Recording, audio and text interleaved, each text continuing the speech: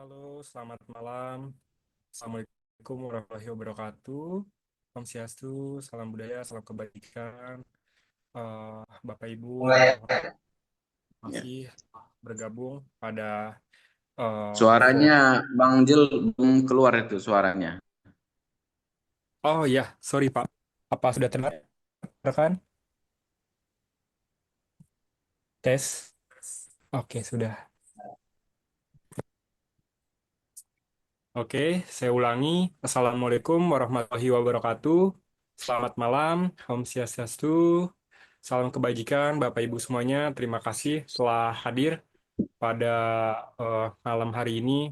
Kita temanya hari ini biasanya itu webinar, cuma pada kali ini kita karena ada kasus khusus, jadi sifatnya adalah diskusi di mana kita mengundang ahli. Di sini ada Bu Dr. Maria di bidang pidana, juga ada kuasa hukum sekaligus advokat dari Pradi Utama, Bapak Dr. Petrus. Beliau ini Ketua DPW Kalimantan Barat. Juga ada Sekjen yang telah bergabung hari ini, Pak Raden Jorda Ugusino. Selamat malam Pak Sekjen. Ya, malam Mas Ijul. Untuk rangkaian kegiatannya, pertama-tama kita akan mendengarkan lagu wajib yaitu Indonesia Raya, dilanjutkan mendengarkan Mars Pradi Utama, lalu mendengarkan sambutan atau open speech dari Sekjen kita, Pak Jorda Ugreseno, lalu mendengarkan peristiwa-peristiwa tentang kasusnya dari kuasa hukum korban, yaitu Pak Dr. Petrus, lalu dilanjutkan oleh ahli pidana kita, Bu Dr. Maria. Lalu kita akan membuka forum diskusi agar Bapak Ibu advokat atau rekan-rekan yang bukan dari apa namanya bidang advokat bisa mengetahui masalah kasus ini. Baik, langsung saja saya putar lagunya. Yang pertama Indonesia Raya.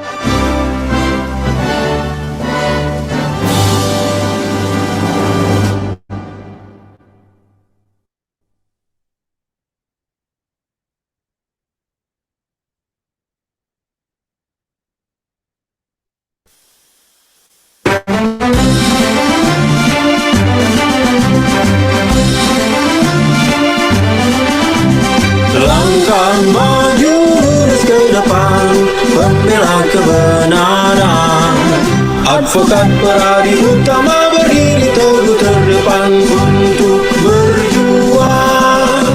Walau ombak menerpa, tegak lurus melawan ketidakadilan.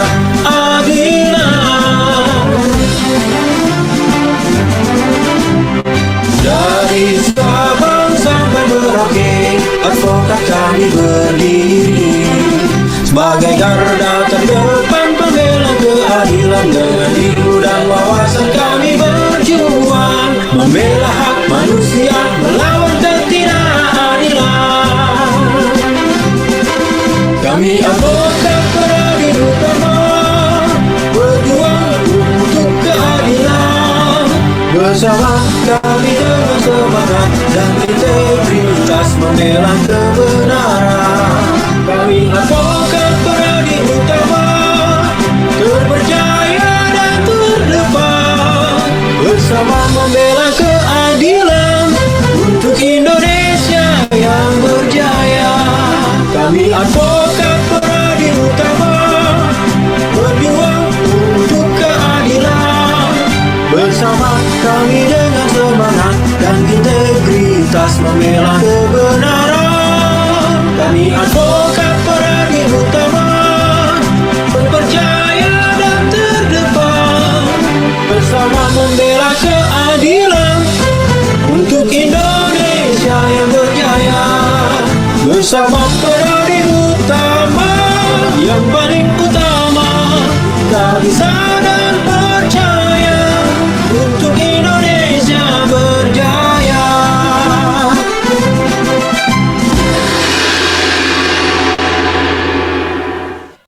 Peradil utama yang paling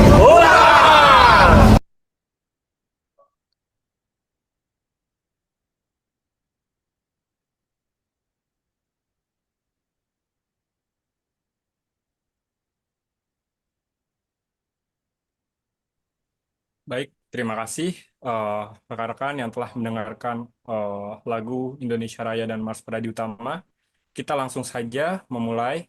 Eh, untuk yang pertama kita mendengarkan sambutan dari Pak Sekjen kita, Pak Raden Djorda Ugreseno, mewakili Ketua Umum. Dipersilakan Pak Sekjen. Ya, terima kasih Mas Ijul. Ya, Assalamualaikum warahmatullahi wabarakatuh. Selamat malam rekan-rekan sekalian.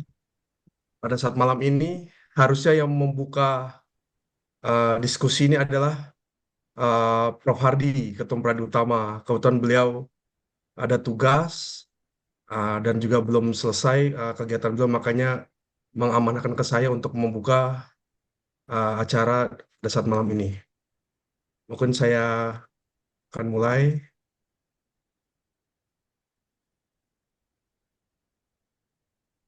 Assalamualaikum warahmatullahi wabarakatuh. Selamat malam dan salam sejahtera bagi kita semua. Yang saya hormati narasumber pada malam hari ini, Bapak Dr. Petrus, SHMH, CTH, SMPD, Ketua DPW Kalimantan Barat Peradil Utama, dan selaku kuasa hukum korban. Yang saya hormati Advokat Dr. Maria Sylvia Elizabeth Wangga, SHMH, Wadek 3 Fakultas Hukum Universitas Trisakti, Advokat Peradil Utama, sekaligus dosen saya pada saat saya menimba ilmu di Fakultas Hukum Universitas Trisakti. Dan beliau adalah ahli hukum pada hukum pidana. Selamat malam, Bu. Yang saya hormati Malam Pak Sekjen. saya hormati para advokat Peradil Utama, para akademisi, mahasiswa, rekan-rekan media, serta seluruh peserta yang mengikuti kegiatan ini melalui Zoom meeting. Puji syukur kita panjatkan kehadirat Tuhan Yang Maha Esa, karena atas rahmat dan karunia-Nya kita dapat berkumpul dalam forum malam ini membongkar kasus penyekapan 3 karyawan percetakan di Kalibaru, Jakarta. Hadirin yang saya hormati, pertama-tama izinkan saya menyampaikan salam hormat dari Ketua Umum Peradil Utama, Profesor Dr. Hardy Fardiansah. Beliau sejatinya dijadwalkan membuka acara pada malam hari ini. Namun, karena terdapat tugas yang tidak dapat ditinggalkan, beliau memberikan amanah kepada saya untuk mewakili beliau membuka kegiatan pada saat malam ini. Sebagai organisasi advokat, Peradil Utama memiliki komitmen untuk tidak hanya meningkatkan kualitas profesi advokat, tetapi juga memberikan edukasi hukum kepada masyarakat. Oleh karena itu, Forum ini kami selenggarakan sebagai ruang diskusi ilmiah yang membahas isu hukum aktual dari sudut pandang praktisi dan akademisi.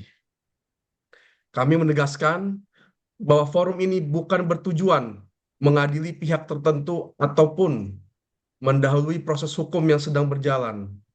Tetapi diskusi ini diselenggarakan untuk memberikan pemahaman mengenai mekanisme penegakan hukum, peran advokat dalam mendampingi korban, serta perspektif hukum pidana terhadap penanganan suatu perkara. Kami berharap melalui forum ini, masyarakat semakin memahami pentingnya penyelesaian setiap persoalan melalui mekanisme hukum yang berlaku, dengan tetap menjunjung tinggi asas praduga tak bersalah, serta perlindungan terhadap hak-hak setiap pihak. Akhir kata, kami mengucapkan terima kasih kepada para narasumber yang telah berkenan hadir dan berbagi ilmu, serta kepada seluruh peserta yang telah meluangkan waktu mengikuti kegiatan pada saat malam ini. Semoga kegiatan ini memberikan manfaat dan memperkuat literasi hukum bagi masyarakat Indonesia. Dengan mengucapkan Bismillahirrahmanirrahim, Pradi Utama Legal Forum pada hari Sabtu 4 Juli 2026 secara resmi saya nyatakan dibuka. Selamat mengikuti acara diskusi pada saat malam ini. Wassalamualaikum warahmatullahi wabarakatuh. Waalaikumsalam warahmatullahi wabarakatuh. Waalaikumsalam warahmatullahi wabarakatuh. Terima kasih Pak Sekjen yang berkenan untuk meluangkan waktunya. Terima kasih kembali Mas Ijul. Baik, kita langsung saja. Sebelum memulai, izinkan saya memutar video pada proses kuasa hukum korban Pak Dr. Petrus menangani perkara. Saya izin share screen.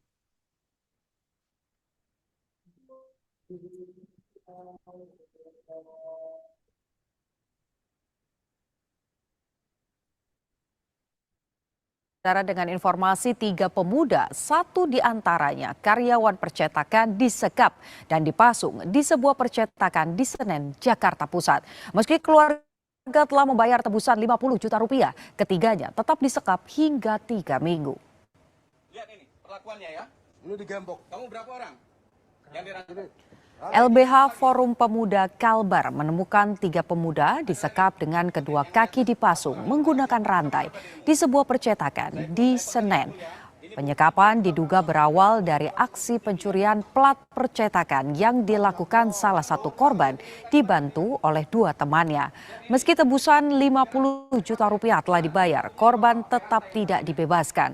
Polisi telah menangkap 2 terduga pelaku penyekapan dan pemerasan, serta masih mendalami kemungkinan adanya pelaku lain.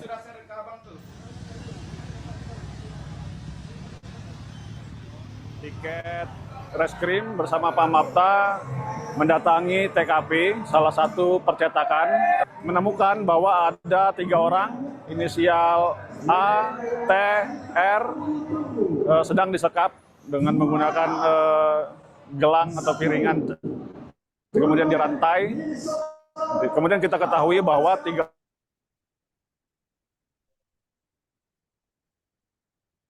dengan informasi tiket restangi TKP salah satu percetakan, menemukan bahwa ada 3 orang inisial A, T, R sedang disekap dengan menggunakan gelang atau piringan, kemudian dirantai. Kemudian kita ketahui bahwa 3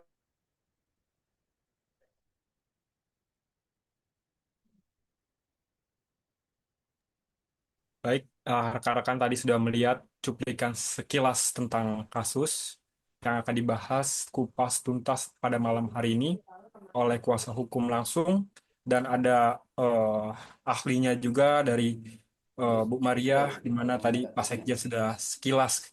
Wah, itu didikan Bu Dr. Maria itu sudah sangat luar biasa. Pak Sekjen pun hasil didikan beliau. Langsung saja, tanpa berlama-lama, waktu dan tempat saya persilakan pada narasumber atau kuasa hukum korban. Yang pertama, Bapak Dr. Petrus, dipersilakan. Masih di mute, sorry Pak. Terima kasih. Saya ucapkan Assalamualaikum, salam sejahtera untuk kita semua. Om Swastiastu, Namo Buddhaya, salam kebajikan. Terima kasih para hadirin, rekan-rekan sejawat. Terima kasih pimpinan, ya pimpinan dari Pradi Utama, Bang Jul dengan Ibu sebagai ahli pidana. Ya saya bisa menceritakan sedikit ya pergerakan kami sebagai Lembaga Kemanusiaan Forum Pemuda Kalimantan Barat menyikapi ya permasalahan hukum ya. Ada penyekapan dan penyanderaan yang dilakukan oleh pihak perusahaan terhadap korban yaitu karyawannya. Jadi yang pertama kami dipercaya oleh masyarakat Jawa Tengah ya tepatnya di Purwokerto berkomunikasi melalui handphone menceritakan ada permasalahan anaknya dilakukan penyekapan oleh pihak perusahaan. Nah, pada saat itu kami memerintahkan yang bersangkutan segera berangkat ke Jakarta untuk datang ke kantor menceritakan kronologis dari awal hingga akhir. Ya. Pada waktu itu yang datang adalah orang tua Adit. Ya. Sebelumnya orang tua Adit menceritakan bahwa sudah mentransfer uang sebesar 50 juta kepada pihak perusahaan di tanggal 20. Akan tetapi pihak perusahaan tidak membebaskan korban ya. Padahal sudah dijanjikan ketika membayar sebesar 50 juta akan dibebaskan pada tanggal 20 itu. Ya, berselangnya waktu sampai tibanya tanggal 26 ya. Belum kunjung dilepas yang bersangkutan. Maka orang tuanya datang ke tempat kita yang menceritakan kronologis dan kami bentuk tim di kantor LBH. Orang tuanya menandatangani surat kuasa sebagai legalitas kita ya sebagai seorang lawyer atau seorang advokat supaya hal-hal yang tidak diinginkan jangan sampai terjadi kepada para pengacara. Setelah itu saya berkomunikasi dengan kolega saya, kebetulan kolega saya ada di kepolisian. Saya meminta untuk didukung kontak person ya Resmob Polres Jakarta Pusat. Pada waktu itu rekan saya sudah memberikan nomor kontak dan saya sudah berkomunikasi dengan pihak kepolisian. Kami berencana langsung datang ke TKP. Ya. Pada waktu itu kami datang ke TKP sambil menunggu, kami share lokasi kepada pihak kepolisian agar segera datang bersama-sama untuk mengungkap ini perkara. Akan tetapi pihak kepolisian kurang lebih 2 jam belum tiba, terpaksa kami mendahului. Saat kami mendahului, tentu saja ada perlawanan dari pihak ya perusahaan ya percetakan tersebut untuk menghalang-halangi rekan-rekan pengacara. Ya suatu ketika ada kesempatan kita untuk masuk dan naik ke lantai 2. Ya posisi di lantai 2 itu kami temukan seorang ya yang betul-betul memang dia yang kami cari atas nama Aditya. Atas nama Aditya ini kami lihat ya di gudang ya gelap gulita gudangnya kami temukan yang bersangkutan lagi dipasung ya diborgol kakinya dengan gembok yang sangat besar ya dengan rantai yang sangat besar ukuran kurang lebih 40 cm. Pada waktu itu kami menanyakan kepada salah satu karyawan yang coba membuka ya dengan mengelabuhin kita tuh mereka coba untuk membuka gembok yang mereka rantai itu ya gembok ya di kakinya Adit. Pada saat itu saya kuasai kunci ya kunci saya kuasai dari Mas Saipul. Mas Saipul saya tanya ada yang lain enggak? Ternyata Mas Saipul menyampaikan ada di atas. Ya, di atas menyampaikan ada, kami bergegas naik ke lantai 3. Ternyata di lantai 3 kami melihat situasi dan kondisi yang sangat memprihatinkan. Karena 2 orang ini terduduk lesu dan lemas. Ya, di rantai pakai gembok serta tali sleng ya, tali baja yang berat itu. Nah, jadi kami sampaikan kenapa seperti ini. Nah, jadi berceritalah ada suatu tuduhan yang ditujukan kepada korban, ya, dituduh mereka mencuri barang perusahaan. Nah, setelah kita menunggu begitu lama, pihak kepolisian datang ke TKP, ya, datang ke TKP. Sebelum datang di TKP, kami sempat bertengkar mulut ya dengan pemilik, bertengkar mulut. Dan di situ pun saya sudah dicoba oleh pemiliknya untuk menjanjikan dan memberikan sejumlah uang. Pada waktu itu dia menyampaikan kepada saya, Bapak sebut saja angkanya. Yang penting jangan sampai ada media, jangan sampai ke polisi akan bayarkan. Nah, itu atas nama Albert kalau tidak salah ya, berkacamata. Pada waktu itu saya tidak mau dan saya sampaikan saya meminta satu saja, saya minta suatu keadilan itu tercipta untuk para korban ini. Nah, ini merupakan suatu yang sangat luar biasa bagi saya. Sebetulnya kami hanya membebaskan satu orang, ternyata kami temukan 2 orang dan jumlahnya adalah 3 orang. Dapat kami ketahui berdasarkan informasi yang ada bahwa kegiatan pemasungan tersebut sudah sering terjadi. Bahkan di beberapa bulan yang lalu ada atas nama Doki pernah dipasung selama 1 tahun 2 bulan, ya 1 tahun 2 bulan, dia bisa berhasil melarikan diri, yang membuka borgolan sehingga dia melarikan diri. Ya, alhamdulillah ya, puji Tuhan, beberapa hari yang lalu yang bersangkutan sudah menghubungi kami sebagai kuasa hukum. Kedepannya kami akan mendampingi dan membuat laporan kepolisian baru tentang perbuatan yang dilakukan oleh pihak perusahaan terhadap yang bersangkutan. Jadi ini menarik. Setelah ini terungkap, pihak perusahaan membuat laporan balik tentang tindak pidana penyalahgunaan dalam jabatan serta tindak pidana pencurian ringan. Kami tidak menjadi suatu permasalahan bagi kami ya, bahwa apa yang dilaporkan itu sah-sah saja, hanya saja memang perlu dibuktikan.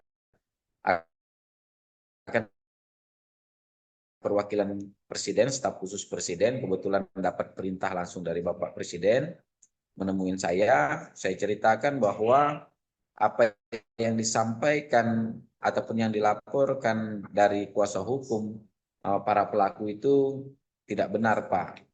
Yang pertama, bahwa ketiga karyawan ini memang murni korban.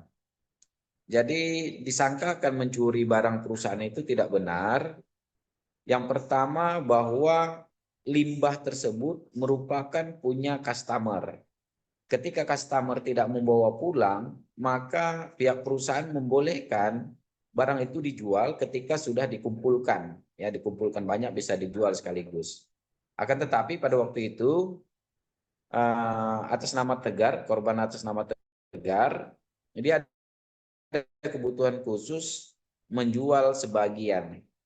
Pada waktu itu mendapatkan uang sebesar Rp700. Rp700.000 itu dia pernah memberi kepada Aditya dengan kepada Rafli di saat mengantarkan sebesar Rp50.000. Nah, dari uang tersebut ketika perusahaan menganggap itu yang bersangkutan mencuri, sudah dikembalikan sebesar 500.000. Padahal uang yang 700.000 itu bagian juga dari si Tegar. Ketika dijual mesti dibagi 3, ya, dibagi 3 kepada rekan satu divisinya, satu divisi khususnya percetakan. Jadi dibagi 3, kalaupun 700 menjadi haknya si Tegar ini Rp233.330. Akan tetapi pada waktu itu memang dia tidak diberikan sesuai, hanya mendapatkan haknya 200.000. Dengan modus yang ada, pihak perusahaan karena ini sudah sering terjadi, melakukan suatu pemerasan dengan kekerasan. Jadi masing-masing korban ini ada yang dikeroyok, ada yang juga yang dianiaya ya, sampai si Tegar itu yang mengeluarkan darah berhari-hari, 3 hari mengeluarkan darah dari hidung dan bagian leher belakang mengalami memar. Selain itu bibir yang bersangkutan luka ya, kiri kanan luka. Begitu juga yang dialami si Adit dan si Muhammad Rafli. Jadi mereka dipukuli ya, ditampari oleh para pelaku. Selain kekejian itu, mereka sempat tidak diberi makan dan minum selama 3 hari oleh pelaku ya. Oleh pelaku tidak diberikan makan dan minum selama 3 hari. Pada saat itu ada salah satu orang yang mencoba memberikan makanan kepada para korban, akan tetapi dimarah oleh pimpinan atau owner ya, menyampaikan kenapa kamu beri makan para pencuri itu. Nah, itu penyampaian. Di saat-saat itu mereka semakin down ya, kondisi terutama Adit sempat dia sulit ya untuk buang air besar, kencing, dengan terpaksa dia kencing di dalam celana. Begitu juga yang dialami oleh Muhammad Rafli dengan si Tegar, di mana posisi mereka dirantai ya, dirantai pakai baja, tali baja atau seling baja itu untuk beraktivitas baik BAB, mandi, kencing itu sangat sulit. Bahkan mereka ingin melakukan sholat ya, sholat itu tidak bisa ya, dalam keadaan najis karena mereka tidak ganti pakaian, baik kolor, celana, baju, karena memang tidak diberikan kesempatan oleh pihak perusahaan. Jadi ketiga korban ini ada beberapa ya yang mengalami yang sangat parah itu adalah Tegar. Bahkan mereka ini diancam ketika tidak bisa menyelesaikan membayarkan uang, maka mereka akan mendapatkan kompensasi yaitu kaki atau tangannya dipatahkan oleh para pelaku pada waktu itu. Jadi seperti itulah kilas balik yang kami dapatkan di TKP ya, di lapangan. Memang belakangan ini ada narasi-narasi yang tidak berkesesuaian. Yang pertama, narasi bahwa pihak kepolisian yang paling pertama datang ke TKP. Padahal bisa dilihat dari CCTV, mereka datang itu kurang lebih 2 jam baru datang ke tempat TKP. Selanjutnya saya dicoba oleh orang yang tidak dikenal ya, mengatasnamakan oknum ya, memberi suap sebesar 1 miliar dan itu berulang kali. Pertama 20 juta, kedua 300 juta, ketiga 300 juta, ya keempat 1 miliar kepada saya. Saya sampaikan karena ini sudah menjadi sebuah konsumsi publik, tentu saya tidak mau. Saya bilang itu yang pertama. Dan yang kedua, saya sampaikan bahwa uang tidak bisa membayar hak asasi seseorang yang direnggut kemerdekaannya. Maka lebih baik uang itu dikembalikan atau diberikan kepada pemiliknya saja. Kalau saya secara pribadi, saya takut memegang uang begitu banyak dan tidak pernah memegang uang begitu besar. Jadi saya tidak mau. Maka di masyarakat ya, berita-berita yang berkembang di masyarakat itu menggiring ya, mencari suatu kebenaran atau mencari suatu keunggulan atau berlomba-lomba siapa yang berprestasi. Saya sampaikan di beberapa stasiun televisi bahwa kami tidak perlu itu. Kami perlu bagaimana pihak penegak hukum ya menindaklanjuti atau memproses hukum sebagaimana mestinya. Mungkin itu saja yang bisa saya sampaikan. Kita bisa berdiskusi apakah dengan pasal-pasal tertentu dan lain sebagainya. Saya kembalikan kepada moderator. Terima kasih. Terima kasih Pak Dr. Petrus atas paparannya. Sebelum kita memulai diskusi, alangkah baiknya kita akan mendengarkan paparan dari ahli kita, Bu Dr. Maria, karena ini menarik. Tadi ada lapor balik. Nah, itu kan perlu proses of law ya. Nah, ini lebih lanjut kita mendengarkan dulu dari saksi ahli terkait pandangan pada kasus hari ini. Dipersilakan Bu Dr. Maria, waktu dan tempat dipersilakan. Selamat siang, Assalamualaikum warahmatullahi wabarakatuh. Suara saya kedengaran nggak, Mas? Bapak Ibu? Soalnya tadi Terdengar Bu putus-putus Dokter? ini. Pak Jul, suara saya terdengar. Terdengar Bu Dokter? Oh ya, baik. Saya izin share screen ya. Kasih akses.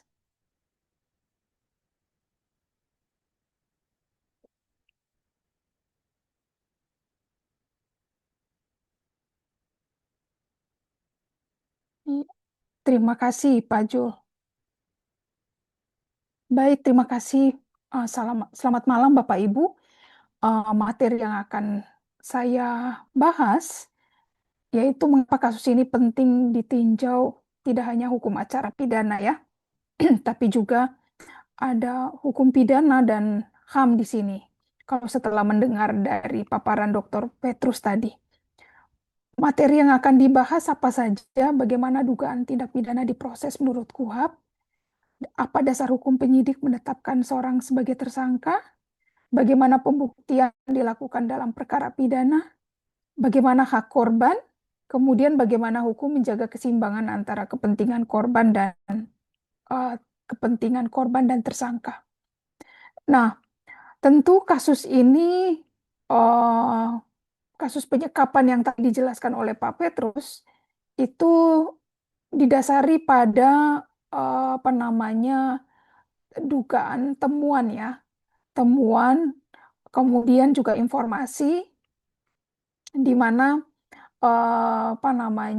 informasi ini disampaikan buka media massa, ada juga tertutup tadi ya, bisa melalui telepon yang langsung disampaikan kepada penasihat hukum ya, oleh pihak keluarga. Mohon maaf, suara saya agak terganggu ini.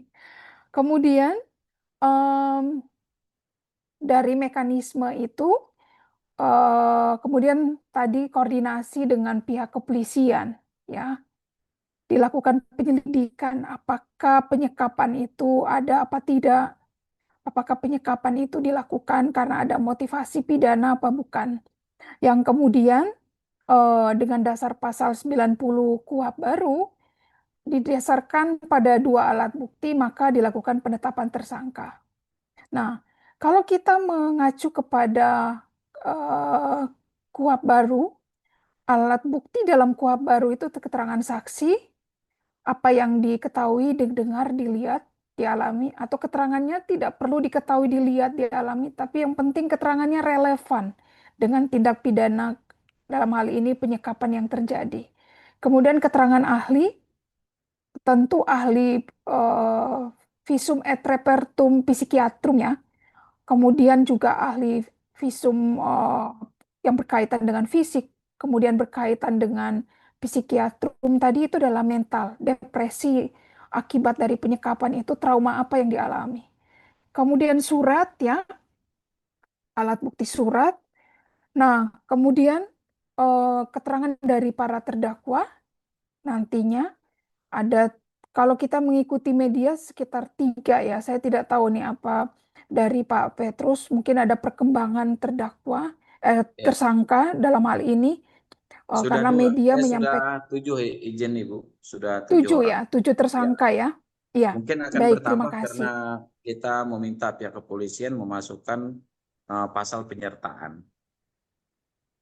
Oh iya. Nah, dengan penyidikan yang dilakukan oleh pihak kepolisian di sini, tentu untuk membuat terang siapa-siapa terlibat tadi. Sebagaimana Pak Petrus sampaikan, 7 tersangka ada kemungkinan lain berkembang dengan penetapan pasal penyertaan ya. Nah, dalam proses penyertaan ini ada yang turut serta ya nantinya. Turut serta dalam artian kerjasamanya secara fisik, kerjasama dengan kesadaran, artinya mens rea ya, niat jahat awal untuk menyekap itu siapa-siapa aja ya. Kemudian yang masuk dalam kategori menganjurkan ya. Kemudian barang bukti ini yang dipakai dalam melakukan tindak pidana. bisa tali, bisa apa namanya gembok, kemudian apa namanya papan dan sebagainya ya. Kemudian barang bukti elektronik, semua informasi sistem dokumen elektronik dan pengamatan hakim nantinya. Kemudian segala sesuatu yang digunakan untuk kepentingan pembuktian pada saat pemeriksaan di pengadilan nantinya. Nah, ketika kita berbicara tentang pembuktian di sini, tentu pasal yang dugaan saya sementara ya, itu pasal 446 ya, pasal tentang penyekapan. Barang siapa di sini subjek identitasnya pemilik perusahaan atau atasan langsung atau ada karyawan lain yang ikut terlibat, security ya, yang ikut terlibat. Kemudian unsur pembuktiannya adalah pembuktian tentang sengaja. Apakah ini dilakukan tujuannya kenapa? Ya, tadi katanya motivasinya ada karena melakukan pencurian. Kemudian sengaja ini terdiri dari 3 corak. Ada tujuan, ada kemungkinan, dan kepastian. Kemudian unsur yang harus dibuktikan oleh penyidik dalam hal ini juga adalah unsur melawan hukum. Merampas kemerdekaan seseorang tanpa hak, ya, tanpa dasar hukum, bertentangan dengan hak orang lain, bertentangan dengan hukum tertulis, ya. Kemudian merampas kemerdekaan seseorang, ya, yang mana ketiga karyawan ini dibatasi ruang gerak fisiknya, ya, tidak bisa meninggalkan lokasi kerja, tidak bisa meninggalkan tempat, atau tidak bisa melakukan kehendaknya sendiri, ya. Penyekapan ini tidak harus hanya dengan di dalam ruangan atau di gembok besi, bisa juga penyekapan terhadap korban dalam suatu ruang yang terbuka, tetapi yang bersangkutan mengalami ancaman, kemudian akan apa namanya ditembak, dibunuh, mengalami kekerasan fatal yang kalau dia keluar dari tempat tersebut. Bukti yang tadi sudah kita dengar ya, keterangan dari Pak Dr. Petrus mengatakan bahwa keluarga dimintakan uang 50 juta ya. Nah, unsur akibat dari ini adalah mengakibatkan luka-luka ya. Ada mungkin luka fisik, kemudian luka psikis yang berat dari ketiga karyawan.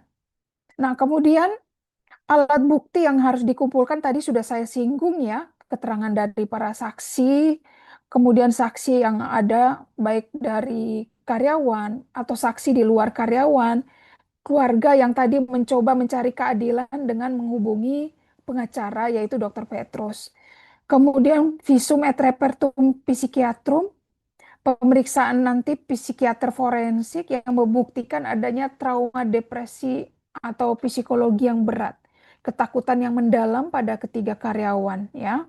Kemudian di sini adalah fakta-fakta yang lain yang terkait ya, bisa apakah ada rekaman CCTV di sana yang menunjukkan detik-detik karyawan digiring, dikunci, digembok dalam satu ruangan. Kemudian jejak digital berupa apa namanya chat, pesan ya dan sebagainya. Yang kemudian juga harus dibuktikan adanya relasi kuasa di sini. Ya, karyawan tidak bisa berbuat apa-apa karena berhadapan dengan atasan ya. Nah, itu beberapa pembuktian yang harusnya dilakukan nanti, ya.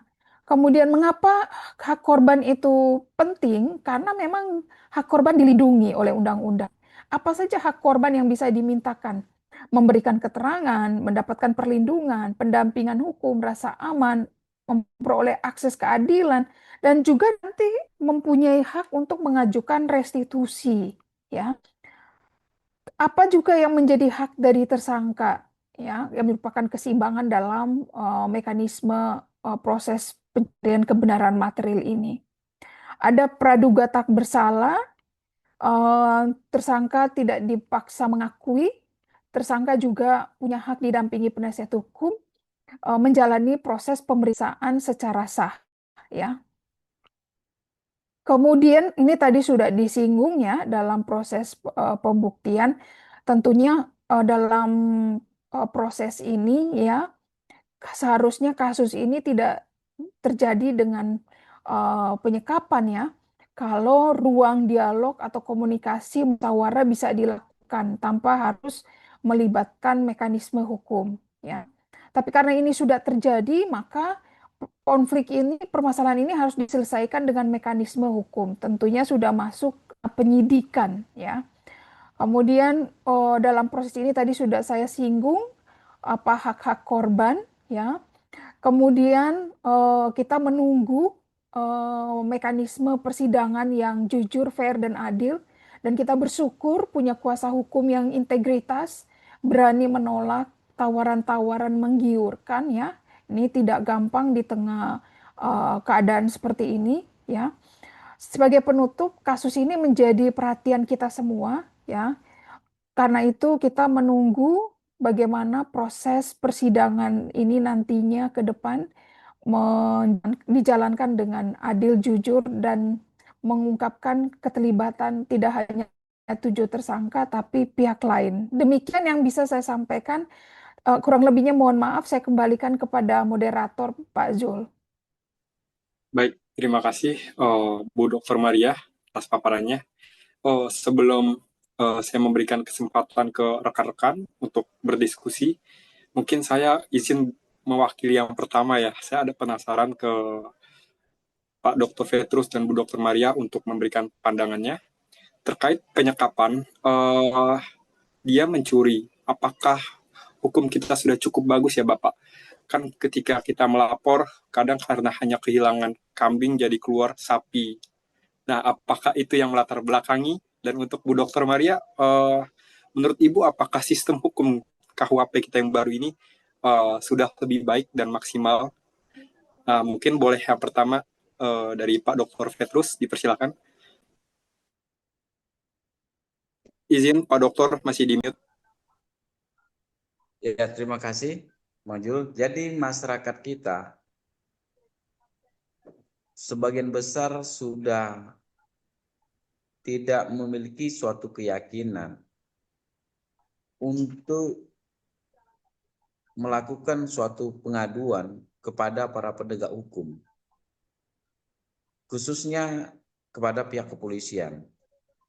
Bahkan belakangan ini masyarakat lebih cenderung melapor kepada pemadam kebakaran dibanding kepada pihak kepolisian. Ya, kenapa demikian? Karena ini dibuktikan bahwa rata-rata para pengusaha itu memiliki backingan.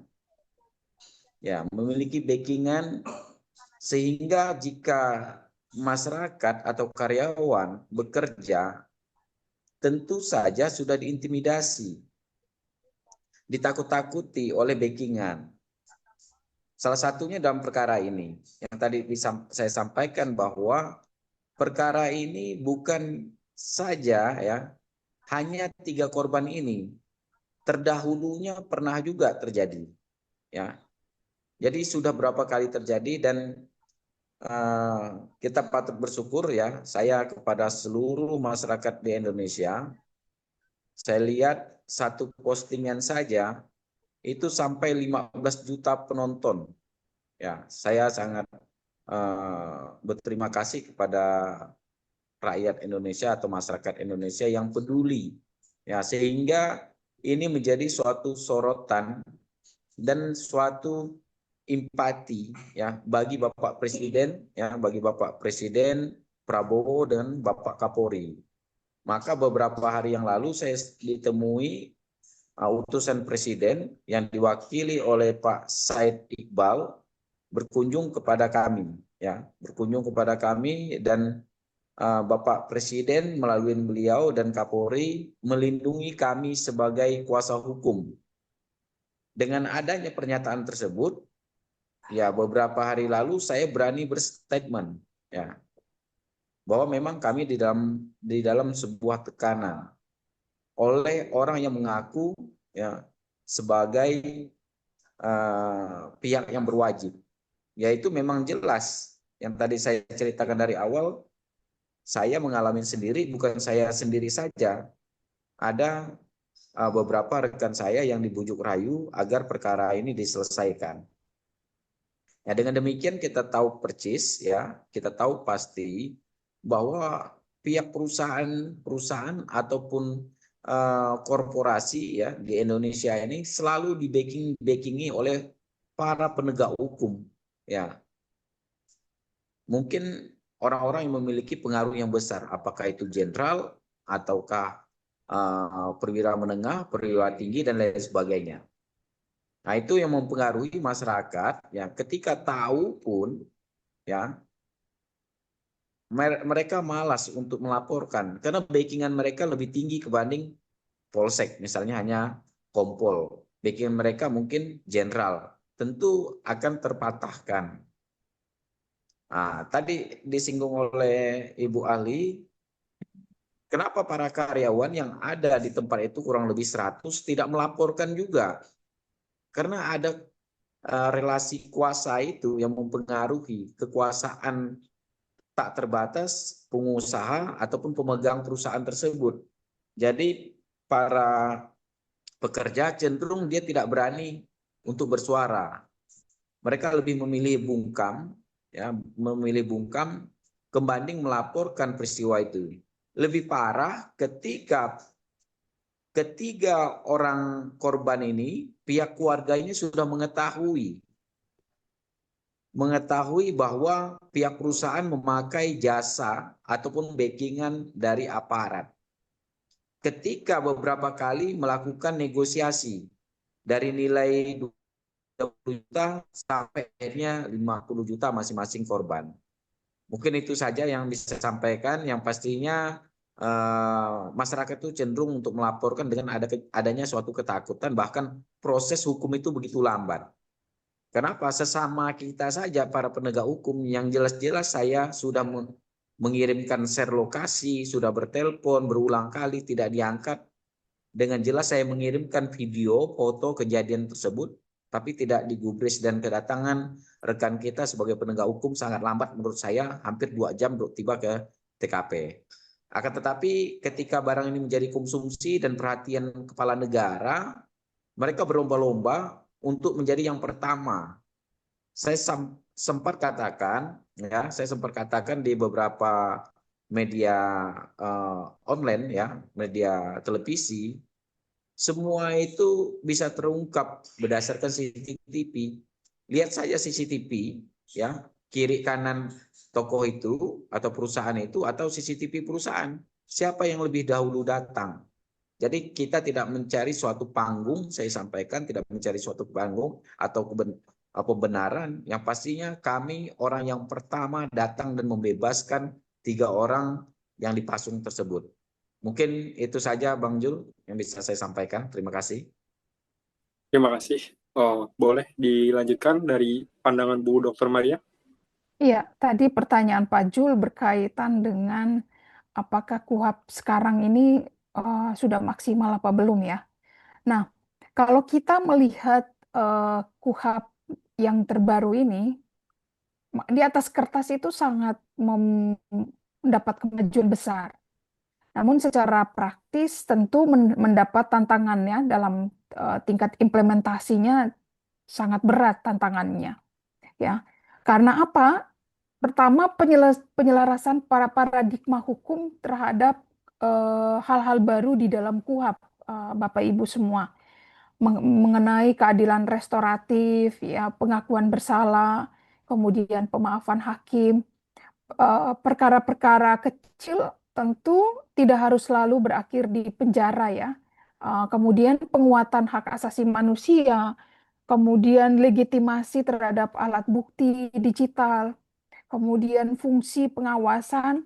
Nah, di dalam berkaitan dengan kasus ini, menurut saya tantangan penegak hukum dalam perkara yang sudah menjadi perhatian publik itu karena ini sudah diliput media, ya peradilan oleh pers, opini publik tidak bisa ditutup gitu kan?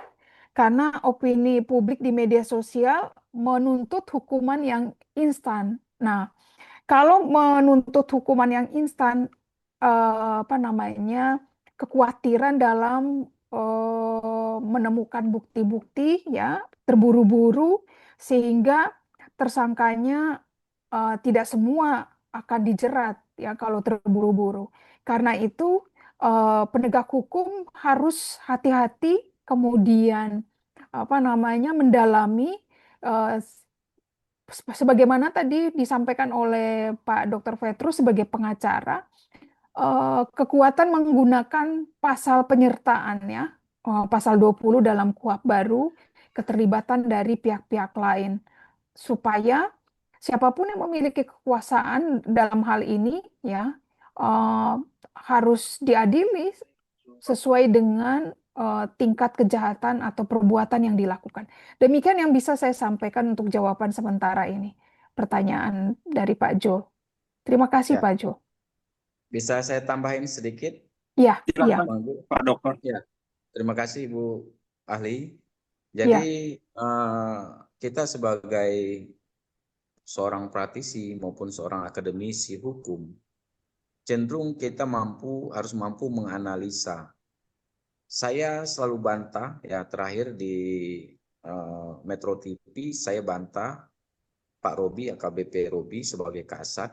Nah, mereka cenderung ya menambahkan pasal yang saya anggap ini akan menjadi suatu ruang segar bagi para pelaku. Hmm, Misalnya penganiayaan. hmm, hmm, Karena hmm, ancaman pidananya tidak terlalu besar kebanding yang tadi 466 atau 482. Ya. hmm, Saya sampaikan kemarin, mestinya para penyidik mengutamakan ya suatu pasal yang betul-betul memberatkan para pelaku. Salah satunya saya bilang, saya memohon pada waktu itu tolong dimasukkan ya tentang hak asasi manusia hmm, pasal 4 Undang-Undang Nomor 39 tahun 1999. hmm, Kalaupun masih ragu, coba buka saja, saya bilang di Undang-Undang Dasar 1945 di pasal 28 huruf A hingga huruf J. hmm, Nah, itu yang saya sampaikan, dan perlu saya bilang tambahkan pasal penyertaan yang tadi Ibu Ahli sampaikan, pasal penyertaan pasal 20 dan pasal 262. Karena kronologis yang terjadi dan korban masing-masing korban ini kan berbeda reaksi reaksi yang didapatkan oleh mereka. Salah satu Tegar ini dipukul lebih dari 3 orang. Maka harus dimasukkan tindak pidana pengeroyokan, dijuntokan tindak pidana pengeroyokan 262 tersebut. Saya sampaikan demikian. Begitu juga orang yang membiarkan, termasuk orang yang membuka kunci, yang melepas kunci korban tersebut.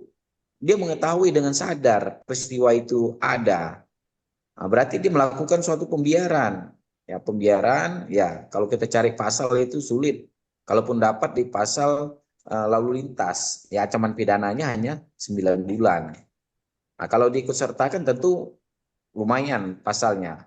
Saya sampaikan pada beberapa kesempatan di media, kami tidak mencari ya suatu kesalahan orang lain atau melibatkan para karyawan yang lain. Akan tetapi ini menjadi suatu pembelajaran kita bersama. Kenapa kita itu takut melaporkan suatu peristiwa pidana kepada yang berwajib? Nah, ini menjadi PR kita bersama sebagai penegak hukum. Ya, kejadian ini bukan 1 kali 2 kali ya, dan sangat viral sekali, baik kejadian di Jawa Barat ya, di Bandung, di Jakarta, yang Padel, termasuk yang kita ini di Jakarta Pusat. Nah, ini sudah jelas banyak ya masyarakat itu masak bodoh. Masyarakat itu cenderung masak bodoh, tidak peduli dengan sesama. Nah, ketika barang ini sudah menjadi konsumsi publik, jadi datang satu persatu kepada kami ya sebagai lembaga bantuan hukum kemanusiaan Forum Pemuda Kalimantan Barat meminta pertolongan. Nah, jadi asumsi yang mereka lontarkan bahwa terjadinya pencurian itu akan dibantahkan oleh orang-orang yang akan hadir dan membuat laporan kepolisian kembali.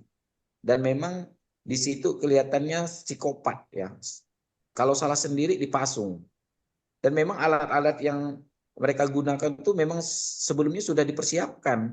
Nah, dengan tujuan mereka mengeraup keuntungan dari korban, memaksa orang tua untuk mentransfer atau mengirimkan uang tebusan kepada pihak perusahaan seperti itu. Saya kembalikan kepada Bang Jul, terima kasih. Baik, terima kasih Pak Dokter. Dari Ibu, apa ada tanggapan lain sebelum kita buka ruang forum ini ke rekan-rekan Iya, untuk bertanya? kalau saya cermati apa yang disampaikan oleh Dr. Petrus tadi ya, misalnya ada banyak pasal 262, terus 446, kemudian pasal berapa tadi dari Undang-Undang HAM, maka ini bisa jadi bentuk tindak pidananya masuk dalam kategori konkursus ya, gabungan tindak pidana. Bisa masuk konkursus realis ini ya. Itu yang bisa saya tambahkan Pak Jul. Terima kasih Pak Jul. Baik, terima kasih. Rekan-rekan, kita buka ruang pertanyaan untuk rekan-rekan. Tenang saja, ruang paling bebas adalah ruang kelas. Ketua Umum sudah mensupport. Silakan rekan-rekan. Ada Bang. Ya, silakan. Langsung saja nama. Perkenalkan, nama saya Yoakim Wiraputra. Saya bisa disapa Ardo. Pertanyaan saya begini Bang. Kepada Bang Petrus sama Maria. Pertanyaan saya begini, jika korban diduga telah mencuri di perusahaan tersebut, kenapa korban lebih dipilih disekap oleh atasannya dibanding melaporkannya di pihak yang berwajib atau kepolisian? Terima kasih. Baik, mungkin Pak Petrus bisa lebih dulu. Oke, terima kasih. Jadi itu yang seharusnya dilakukan pihak perusahaan ketika memang adanya tindak pidana pencurian ya. Ya mungkin sesuai dengan pasal yang mereka laporin kemarin 488 dan 486. Ya penyalahgunaan jabatan wewenang atau kuasa dalam jabatan dan tindak pidana pencurian ringan.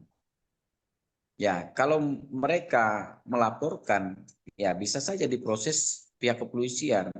Sayangnya, pihak perusahaan tidak melakukan ya hal itu, tidak melaporkan kepada pihak yang berwajib, bahkan main hakim sendiri. Main hakim sendiri ini tujuan tidak lain tidak bukan sama polanya kepada yang sebelumnya. Yang sebelumnya atas nama Doki.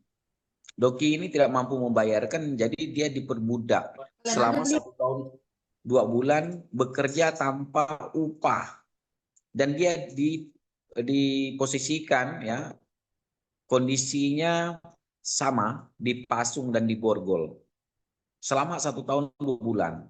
Dengan demikian kita tahu persis bahwa perusahaan ini selain mempekerjakan atau memperbudak karyawannya dan mengambil suatu keuntungan dengan melakukan suatu tebusan.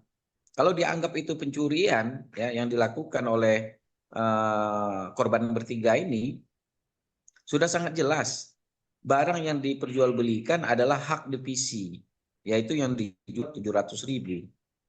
Ya, di dalam kita mempelajari hukum, tentu saja ya tindak pidana kerugian di bawah 2.500.000 itu diselesaikan secara kekeluargaan.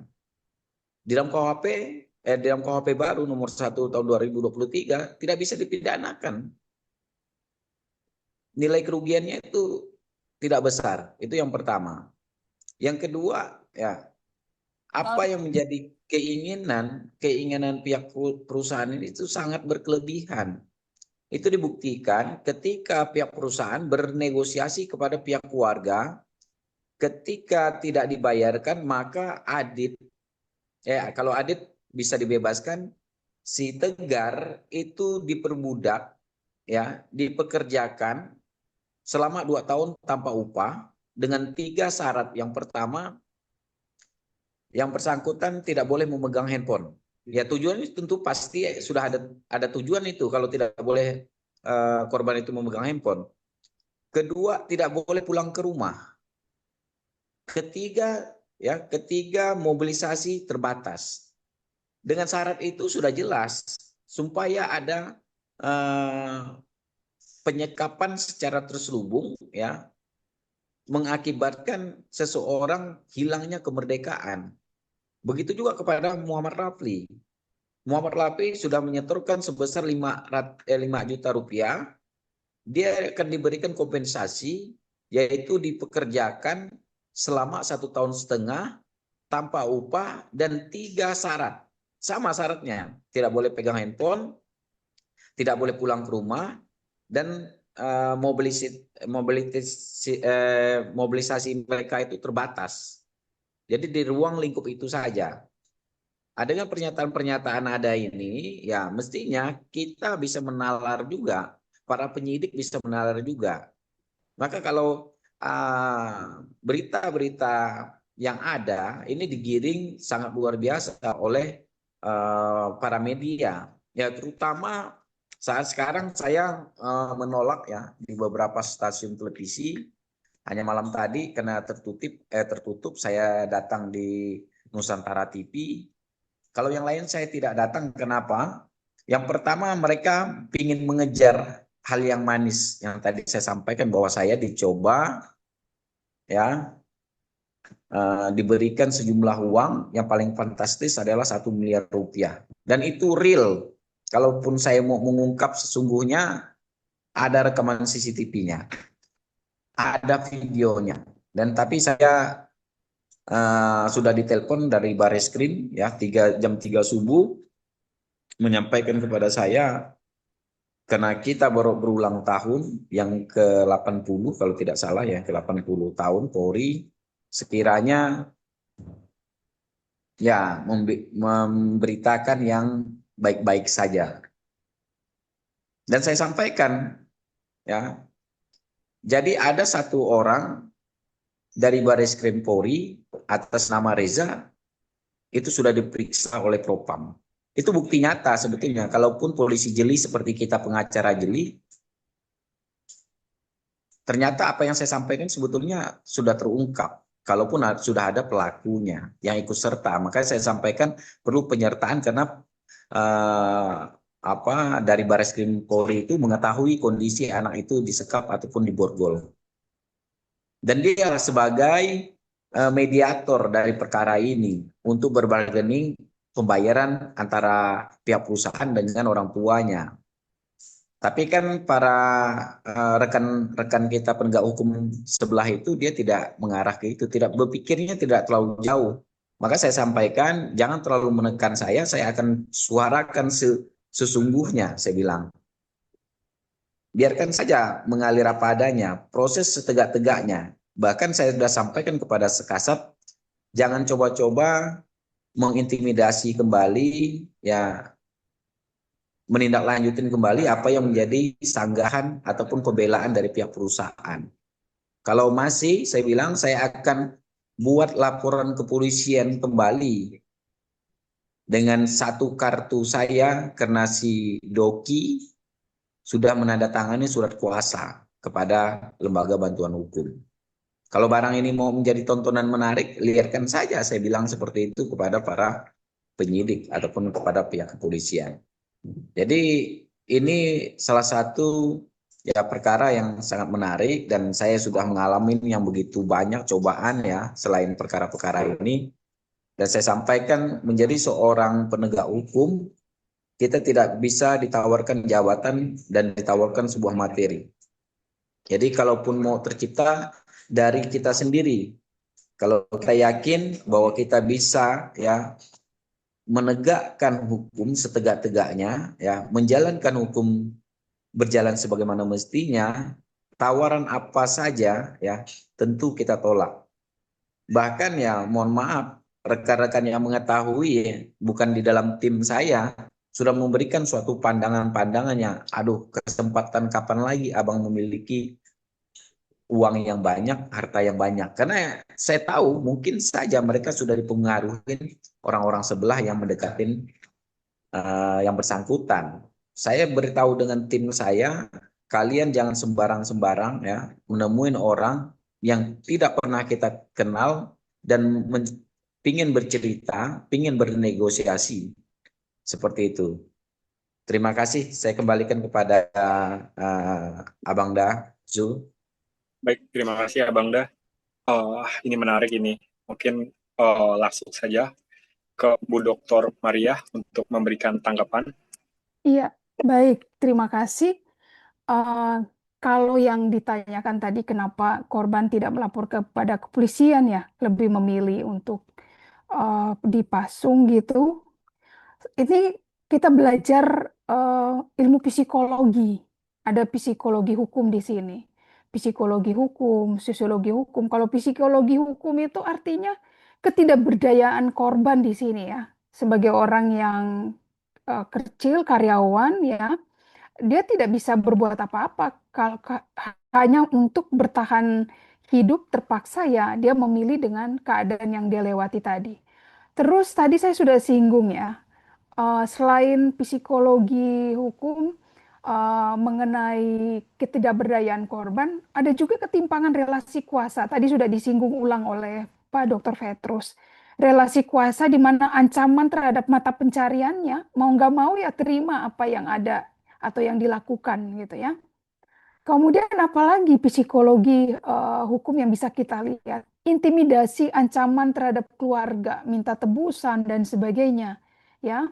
Kemudian stigma ketakutan akan proses hukum kalau mereka misalnya melaporkan kepada pihak yang berwajib ya.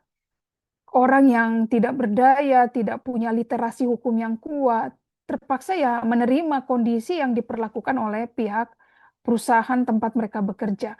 Mungkin itu saja yang bisa saya jawab, Pak Jul. Terima kasih.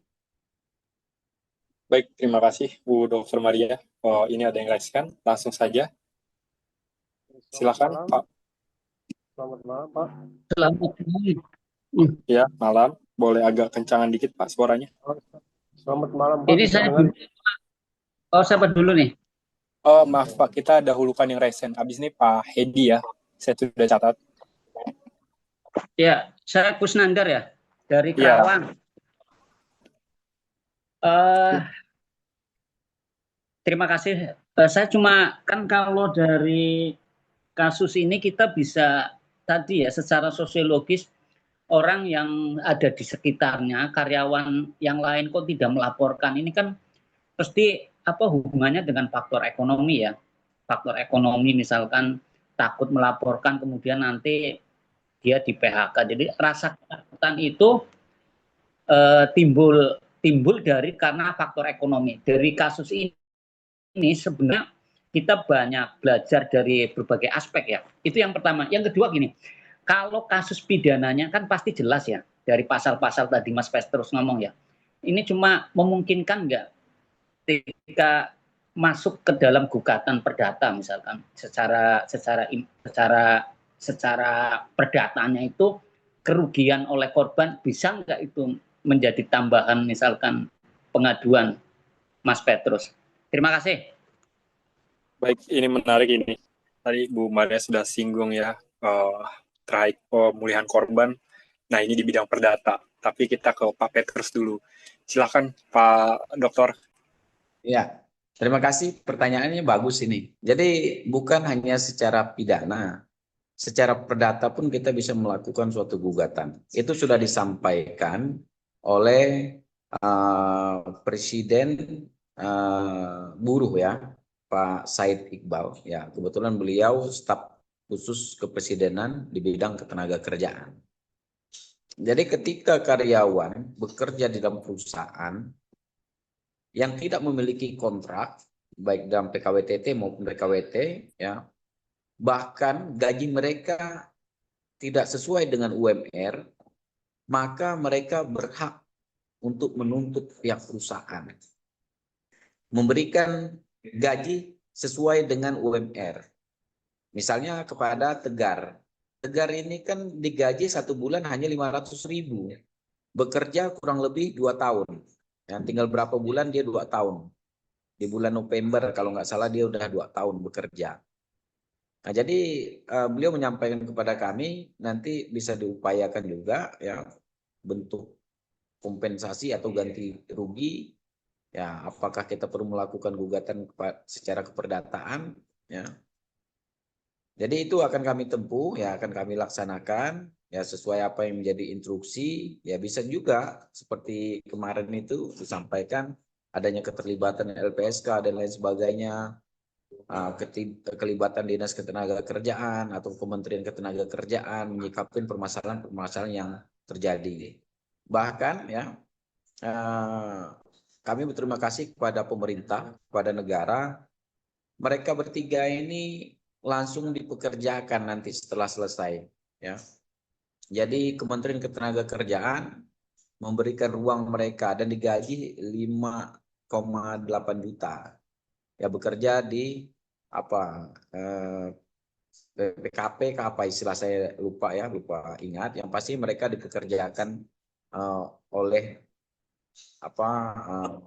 negara ya.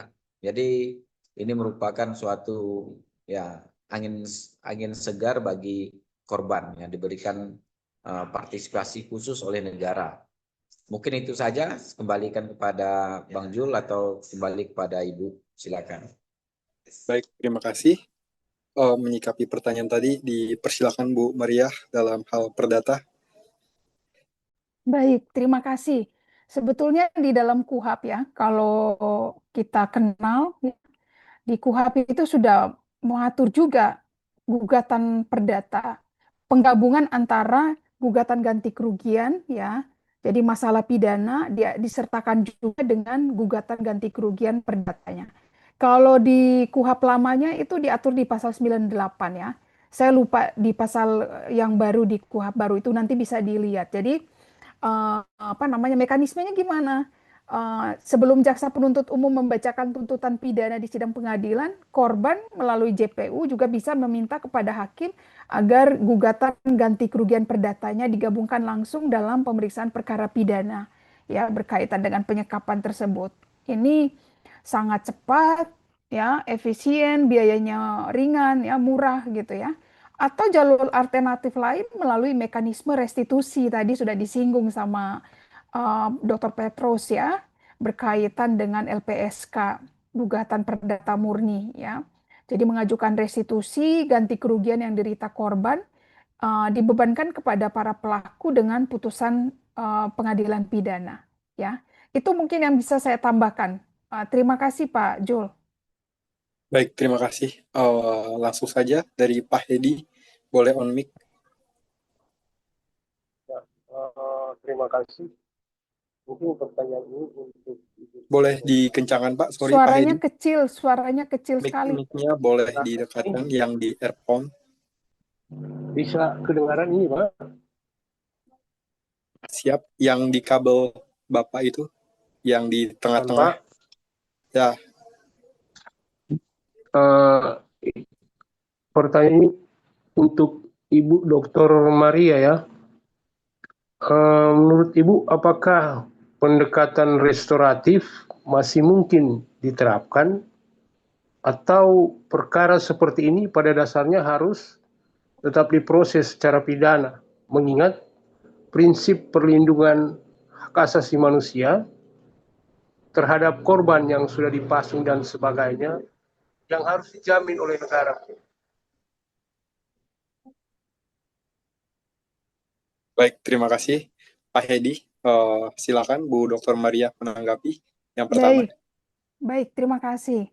Kalau kita lihat batasan restoratif di dalam KUHP yang baru itu adalah baru pertama kali ya. Syaratnya itu kan baru pertama kali melakukan tindak pidana, kemudian tidak berulangan, kemudian ancaman di bawah 5 tahun. Nah, kalau kita lihat pasal-pasalnya semua tadi itu rasanya di atas 5 tahun gitu ya.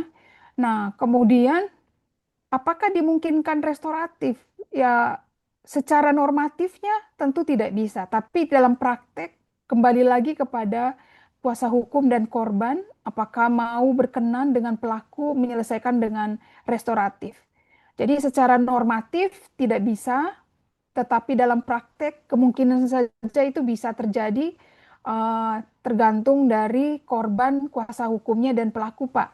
Demikian. Terima kasih, Pak Jul. Baik, terima kasih. Ini baru ini Bu Dr. Maria telah menjawab. Boleh Pak Dr. Petrus memberikan tanggapan sedikit? Ya, jadi saya tambahkan ya, tadi sudah dijelaskan secara detail oleh ahli, Ibu Dokter.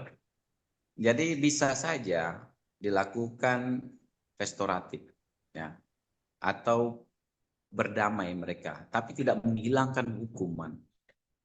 Ya, hanya bisa meringankan. Kenapa? Tadi sudah disinggung Ibu, karena ancaman pidana di atas 5 tahun. Seperti di pasal 466 dengan 482 itu di atas 5 tahun penjara, rata-rata di 7 tahun ya. Jadi itu tidak bisa, ya. Bisa berdamai menjadi suatu referensi di saat persidangan bahwa masing-masing pihak sudah berdamai, bahkan misalnya pihak perusahaan sudah memberikan kompensasi kepada korban, tapi itu tidak terhenti. Harus diproses secara hukum.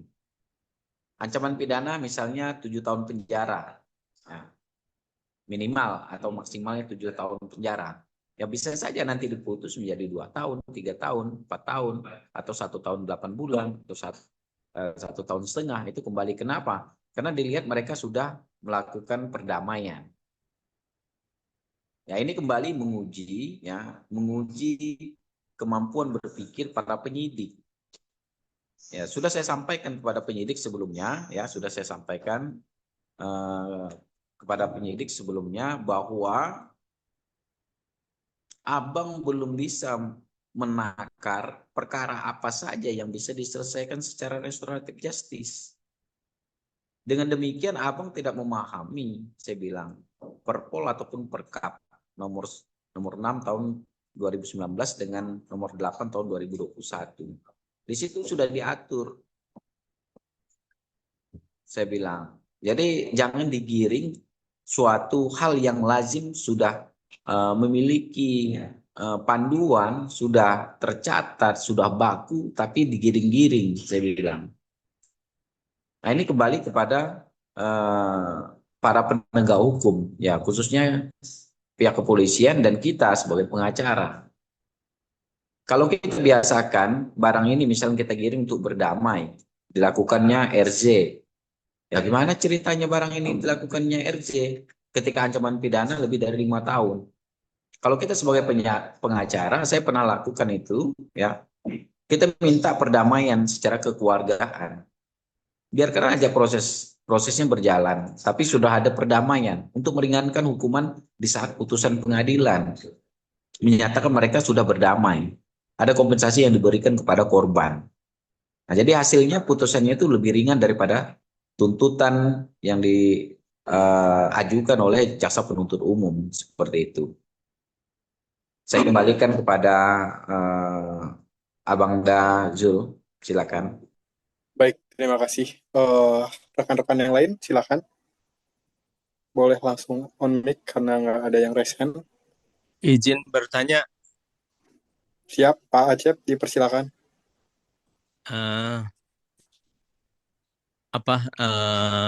Kalau saya melihat sendiri gitu ya dari pemikiran sendiri gitu, restoratif justice itu kayaknya untuk kasus-kasus yang demikian akan sulit menimbulkan efek jerak begitu ya. Nanti akan terulang lagi. Nah, apakah ada saya lebih cenderung tadi sama Ibu Maria yang kalau bisa perdataannya sekaligus dituntutkan gitu.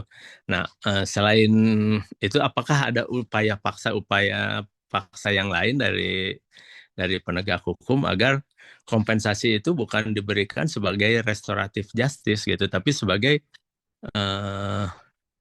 memang upaya paksa bahwa dia harus mendapatkannya begitu. Bukan atas dasar perdamaian, tapi secara hukum dia harus mendapatkan kompensasi kerugian itu. Itu yang saya tanyakan. Apakah ada upaya paksa demikian? Terima kasih. Ini menarik ini. Mungkin Bu Maria dulu ya, dipersilakan Bu Maria. Atau Pak Petrus. Iya. Ya, silakan Ibu. Oh. Ya. Jadi menarik nih pertanyaan Pak Acep. Jadi Pak Acep itu udah hak, itu haknya korban. Kalau dilihat dari kronologis yang ada bahwa mereka dipekerjakan sangat tidak layak di dalam pengupahan, tentu saja pihak-pihak terkait Dinas Tenaga Kerjaan bisa mengevaluasi kembali apa yang sebetulnya mereka dapatkan dalam bekerja selama kurang lebih 2 tahun. Misalnya dikalkulasikan nilai UMR di Jakarta misalnya 5.800.000 atau 5 juta, sedangkan gaji mereka hanya 500.000. Berarti kan ada minus 4.500.000. Dikalikan berapa tahun mereka. Itu yang pertama. Yang kedua, selain itu ada haknya mereka berupa BPJS Ketenagakerjaan atau BPJS Kesehatan ataupun lembur. Ternyata mereka bekerja di sana di atas jam kerja yang seharusnya misalnya 8 jam mereka buat sampai 12 jam. Kenapa dari jam pukul 7 atau pukul 8 itu berhenti bekerja di pukul 12 malam atau pukul 1? Dengan demikian berarti kan ada selisih ya jam kerja yang begitu signifikan. Nah, itu kembali kemarin sempat saya sampaikan, ini bukan peran serta para penegak hukum, tapi peran serta pemerintah. Ya alhamdulillah puji Tuhan Bapak Gubernur DKI Jakarta sudah mencabut izinnya. Ya pada waktu itu saya meminta, kalau melihat di video saya minta perusahaan itu ditutup. Ya, karena sangat arogan dan itu dibuktikan ketika mereka menyampaikan bahwa mereka punya polisi sendiri, punya kekuasaan tersendiri. Saya jadi tersinggung. Bagaimana ceritanya? Semua mereka punya relasi, punya koneksi, bisa berbuat apa saja kepada para korban. Dan korban bukan hanya satu. Nah, berkaitan tadi Bapak sampaikan, tentu saja itu menjadi haknya. Ya, haknya para korban. Seperti itu. Silakan ditambahkan Ibu Ahli, Bu Dokter. Terima kasih, Dr. Petrus. Pertanyaan Bapak tadi sebetulnya sudah saya jawab ya. Selain penggabungan gugatan perdata dalam proses pidana, ada jalur alternatif yang kita kenal dengan restitusi melalui LPSK. Jadi ini nanti akan dihitung ya, misalnya tadi Pak Dr. Petrus sudah menjelaskan jam sostek apakah dikasih apa enggak. Kalau nggak dikasih dihitung gitu ya. Kemudian biaya biaya pengobatan yang keluar itu berapa, kemudian gaji yang dibayar itu berapa, dihitung semua. Kalau tidak sesuai dengan yang didapat selama ini, maka restitusi adalah ganti kerugian bagi korban yang harus dibebankan oleh pelaku. Perhitungan kerugian nanti oleh LPSK, Pak. Ini yang sangat reformasi ya, yang bisa dilakukan atau hak dari korban yang bisa didapatkan melalui KUHP baru atau Undang-Undang Perlindungan Saksi Korban. Demikian, Pak. Saya kembalikan kepada Pak Jul. Baik, terima kasih atas paparannya kedua narasumber kita. Dipersilakan rekan-rekan lain langsung saja Itu unmute. ada di kolom chat. Di kolom saya chat boleh ada itu. Izin Bu Dokter, mungkin kita dahulukan yang bertanya ya, karena forum diskusi. Oke. Saya siap, boleh. Saya nambahin lagi nih. Saya mengapresiasi Pak Petrus ya yang idealismenya saya patut tiru ya. Tapi gini, kalau misal tersangka ini kemudian ada semacam gerakan untuk semacam penyelesaian di luar pengadilan, sejauh mana Pak Petrus itu sebagai pengacara itu batasnya sampai mana gitu. Kalau misalkan tadi berpedoman pada pidana ya, tiba-tiba ketiga terdakwa ini dilobi oleh beberapa orang kemudian mempengaruhi dan bertolak belakang dengan Pak Petrus. Kemungkinan itu mungkin nggak ya? Dan sebelum ditutup saya mengapresiasi Pak Petrus nih. Terima kasih. Baik, silakan Pak Dr. Petrus menambahkan sedikit lagi. Ya, sebetulnya kami selaku kuasa hukum itu sudah memilah-milahkan termasuk yang disampaikan oleh Ibu dokter ya ahli ya. Relasi kuasa itu kami mau kesampingkan sebetulnya. Termasuk ibu korban, ibu pelaku. Ibu pelaku ini dia ikut serta melakukan suatu pemerasan ya atas nama Ibu Ana. Saya secara pribadi yang memiliki seorang ibu, tentu saya ada rasa ibah ya di usia 72 tahun. Kalau kita pidanakan ya saya merasa berdosa. Ya karena dia atas perintah ataupun kehendak aktor intelektual yaitu anaknya ya tentu saja mengikuti seorang ibu. Maka pada waktu itu saya sampaikan kepada tim sekiranya orang tua dan pegawai-pegawai yang tidak mengetahui ya atau di dalam tekanan ya majikan ataupun pengusaha tersebut tidak usah dimasukkan. Kenapa? Yang tadi sudah disinggung oleh Ibu Dokter, mereka ini tidak mau melaporkan tuh ada beberapa faktor. Yang pertama, takut hilangnya pekerjaan. Yang kedua, tidak mau ikut campur juga. Yang ketiga, takutnya mendapatkan suatu intervensi ataupun tekanan-tekanan dari pihak lain. Nah, maka saya sampaikan berfokus kepada beberapa pelaku yang memang sebagai otak intelektual dan melakukan suatu penganiayaan ataupun kekerasan ataupun pemerasan ataupun pengeroyokan tersebut. Bahkan saya sampaikan kalau untuk penganiayaan itu tidak masuk. Jadi para penegak hukum khususnya kepolisian kemarin saya sudah singgung. Bagaimana abang belajar tentang KUHP? Ya, penganiayaan itu bisa dilakukan 1 orang atau 2 orang atau 3 orang. Kalau dilakukan lebih dari 1 orang, ya itu bukan penganiayaan, saya bilang, yaitu pengeroyokan. Maka pasal penganiayaan itu kemarin sebetulnya dihilangkan, saya sampaikan, kecuali hanya 1 orang yang melakukan tindakan tersebut. Nah, itu salah satu PR kita dan analisa kita sebagai para penegak hukum, khususnya seorang para akademisi ataupun para praktisi hukum. Jadi jangan pernah kita mau ngambil mentah saja pasal yang direferensikan mungkin di SPKT ataupun pihak penyidik berdasarkan kronologis yang sudah kita himpun. Kenapa? Karena para korban belum menceritakan secara detail.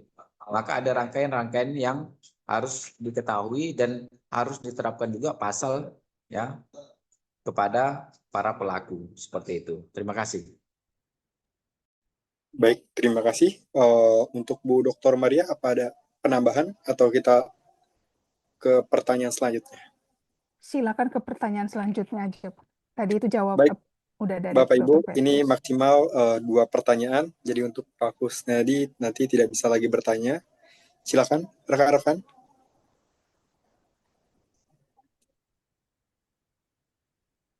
Jika tidak ada, saya akan bacakan di kolom chat.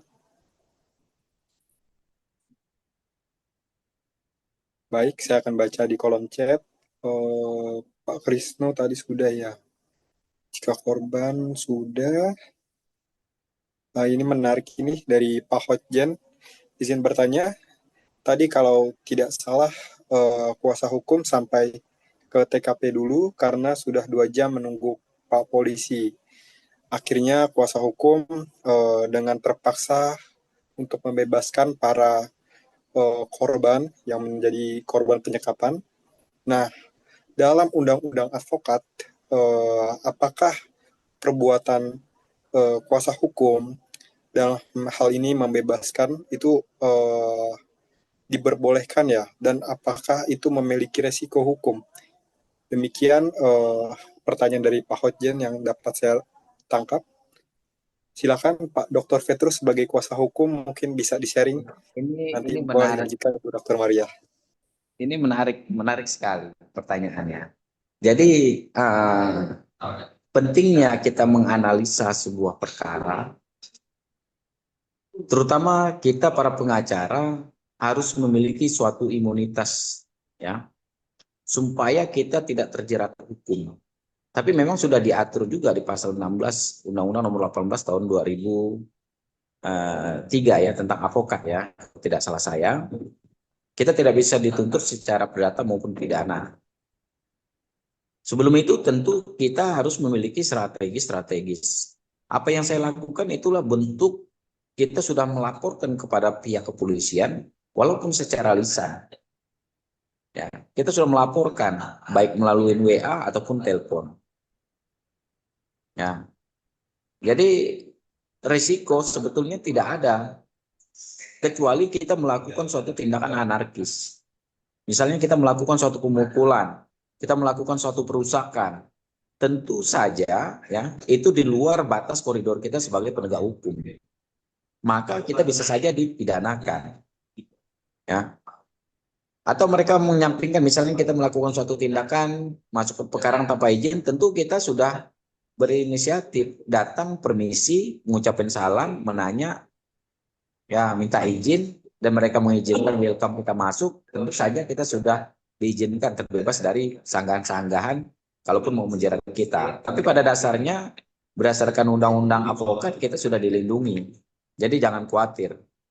Hanya saja memang peran penegak hukum itu seperti ya pengacara di Indonesia itu seperti detektif Conan.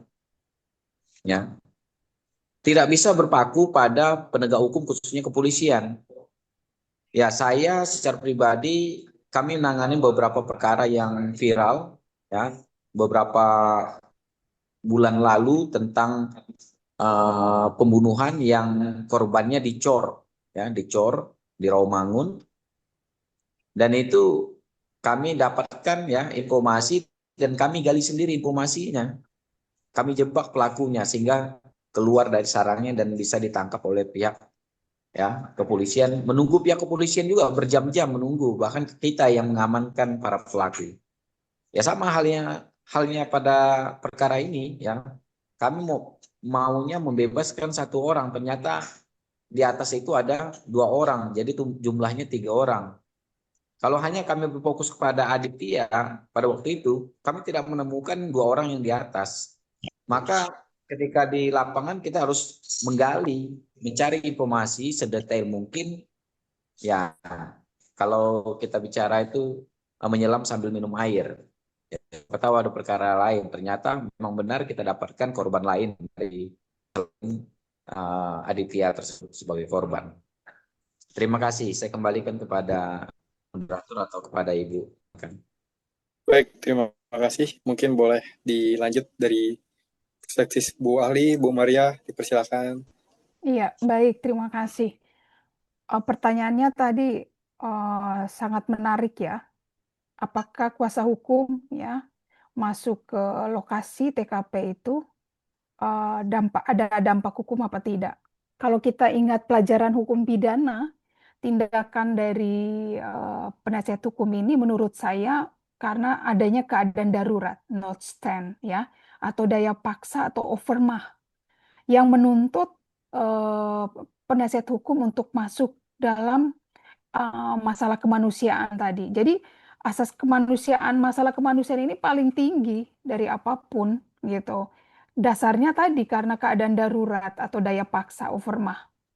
Itu yang dalam aspek hukum pidana. Kemudian berkaitan dengan undang-undang advokat, tentu tadi sudah dijelaskan oleh Dr. Petrus bahwa bukan dalam rangka fungsi pro justisia mengolah TKP atau menyita barang bukti ya, tapi tindakan overma daya paksa tadi untuk menyelamatkan nyawa manusia ya, sehingga implikasi hukum apapun ya menurut saya tidak bisa dikenakan atau tidak dapat dilakukan. Demikian, terima kasih Pak Zul.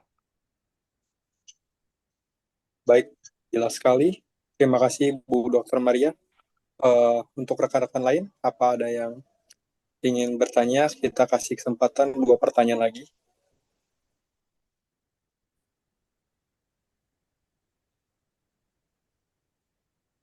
Halo rekan-rekan, jika tidak ada, maka saya nih jadinya yang bertanya nih.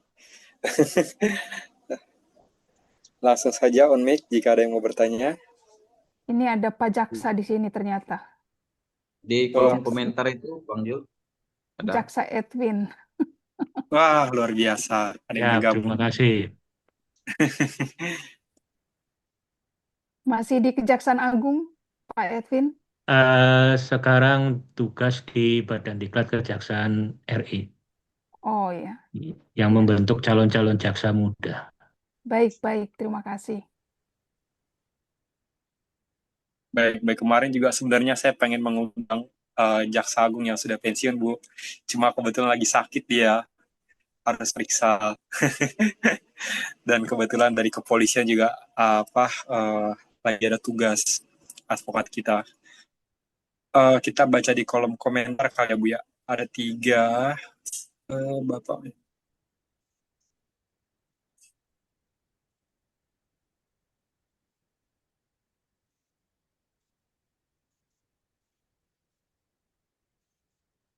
Sepertinya di kolom chat sudah dijawab semua ya, Pak. Terkait pertanyaan-pertanyaan tadi sudah dijawab juga oleh Bu Maria. Mungkin tidak saya bacakan karena sudah dijawab. Rekan-rekan lain, apa ada?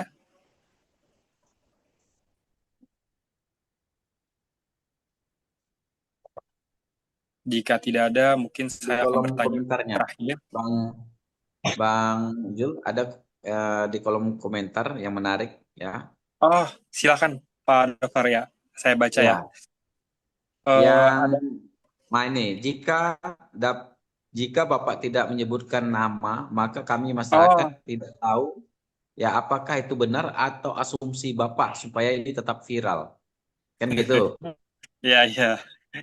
Ya. Dan dengan tidak lasna dari Pak Petrus gimana, silakan. Ya, saya sampaikan, saya sudah beberapa hari ini menolak siaran langsung dari berbagai stasiun televisi. Malam tadi saja karena di ruang tertutup di Nusantara TV saya mau. Kenapa? Ketenaran itu bukan menjadi suatu puncak keberhasilan seorang pengacara atau puncak keberhasilan seorang praktisi maupun seorang akademisi hukum.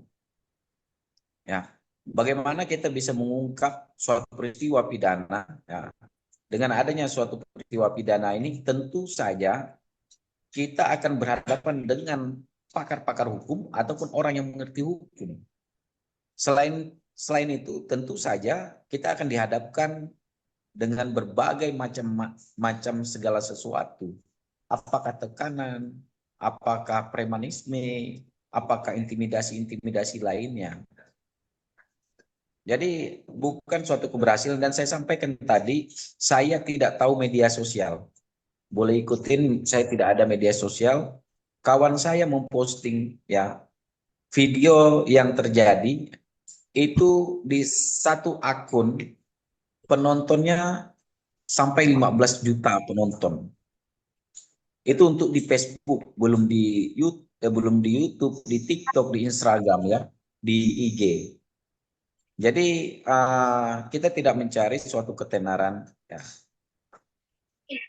Ketenaran itu akan datang secara sendirinya, dan yang bersuara itu orang-orang penting dan orang-orang yang berpengaruh. Sebagai contoh misalnya di dalam acara Bang Osman Paris Utapea, dia menyampaikan keidealisme saya itu merupakan suatu tolak ukur, suatu keberhasilan para pengacara. Pengacara yang biasa-biasa, apalagi seperti saya yang baru merintis. Tentu tantangan utama adalah materi. Bukan tantangan utama adalah media sosial ataupun biar viral, tidak. Tapi mungkin pihak lain seperti itu yang menginginkan hal seperti itu. Jadi kalau saya pribadi, tim saya bilang kalian bisa bekerja, ya, bekerjalah betul-betul untuk kepentingan masyarakat dalam menegakkan hukum, ya, menciptakan kepastian keadilan hukum itu sendiri, serta kemanfaatan. Selain kemanfaatan hukum itu sendiri, kita pandang juga tentang kemanusiaan.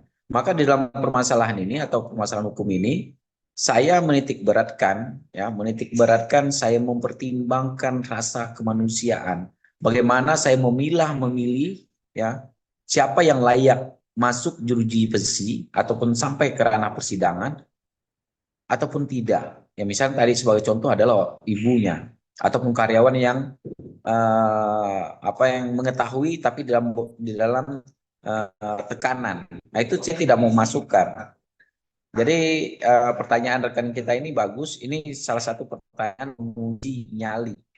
Ya, menguji nyali.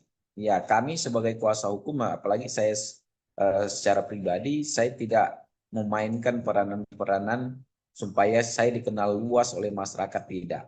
Tapi masyarakat secara otomatis ya yang share ya yang memviralkan itu kan masyarakat semua.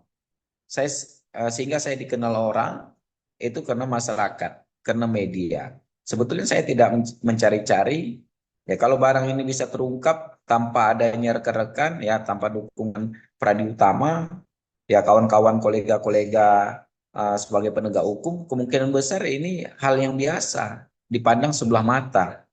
Dan saat sekarang perkara ini ya kasus ini trending utama sampai mengalahkan kasusnya Bapak Jokowi. Boleh lihat saja ya trending paling puncak di beberapa kurang lebih 1 minggu ini.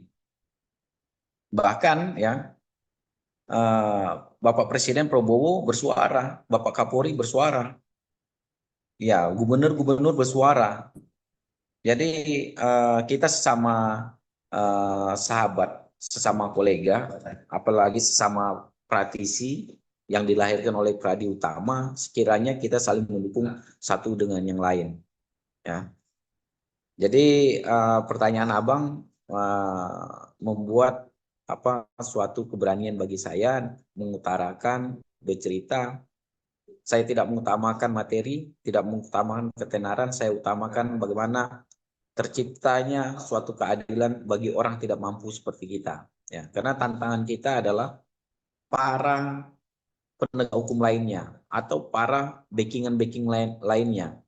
Ini pengusaha yang memiliki uang, ya. Kalau separuh, ya, orang akan menerima uang imbalan yang begitu besar.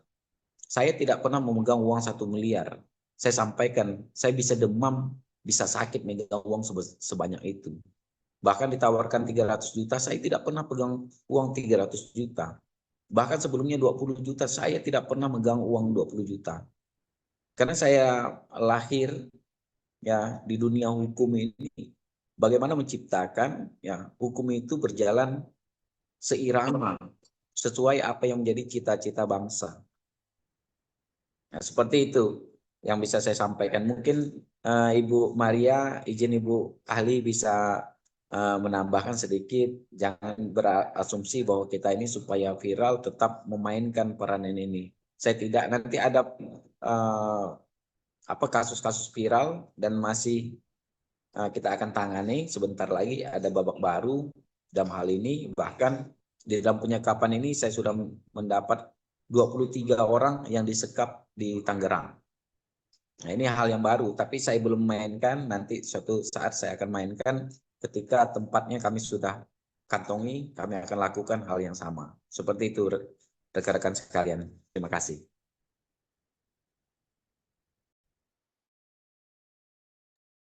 Silakan Bu Dr. Maria memberikan tanggapan sedikit. Ya, terima kasih banyak Dr. Petrus ya, Pak Jul. Terima kasih untuk pertanyaan-pertanyaan. Mungkin saya juga ini sebagai penutup ya sekalian ya. Saya pikir apa yang dilakukan oleh Pak Petrus itu adalah tindakan kemanusiaan ya untuk penguatan hak-hak korban ya. Kita tidak hanya bicara penegakan hukum, tapi kita berbicara untuk pengembalian harkat martabat kemerdekaan hakiki bagi para korban ya. Hukum yang adil itu adalah hukum yang tidak membiarkan jeritan di ruang penyekapan atau pembungkaman oleh kekuasaan, tapi ruang kebebasan untuk mencari keadilan. Demikian yang bisa saya sampaikan sebagai bagian penutup juga. Saya kembalikan ke Pak Jul.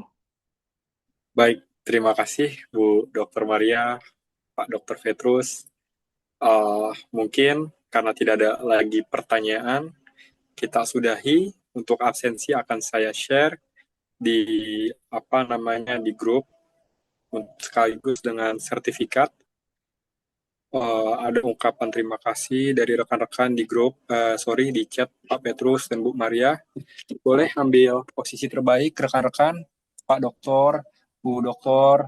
Kita akan mulai sesi foto. Rekan-rekan bagian Biscam,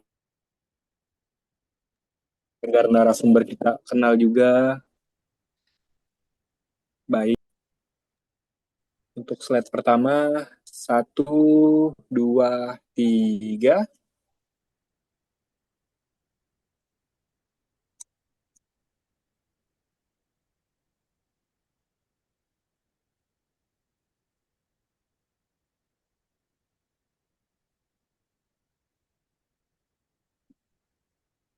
Oke, slide terakhir, slide 2. 1, 2, 3.